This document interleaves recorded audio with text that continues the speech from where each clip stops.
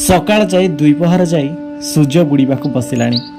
बुढ़ीटा एजाए मंदिर बेढ़ारे सेमिति बसीची। गोसाई पचारिले आज घर को जीवनी कि माँ सकाळु अखिया अपिया कहीं बसीचु। बुढ़ी कहिला आज मोर उपास। आज एकादशी की पुण्य पर्व तो किछि नहीं, उपास कहीं करिचु बोली पचारिले गोसाई।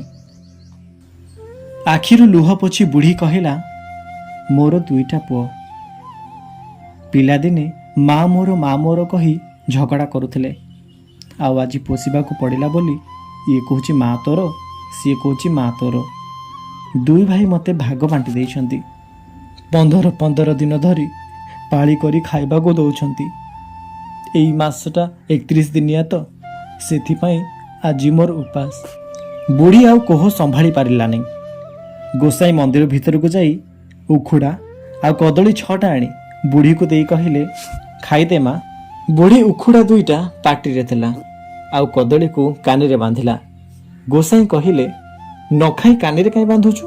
बुढ़ी कहला मो नाती को कदली भारी भल लागे तो ता पई नौची। मु खाइले कोन स्वर्ग को जीवी, छुआटे खाइले खुशी हेबो। एतिकी कही बुढ़ी बाड़ी खंडक धरी घर को बाहरला। गोसाई मने मने भाबुथांती एई माँ गुड़ा क्यों उपादान रे गढ़ा के जाए। विश्व मातृत्व दिवस अवसर रे आपन को अनेक अनेक शुभेच्छा एवं अभिनंदन।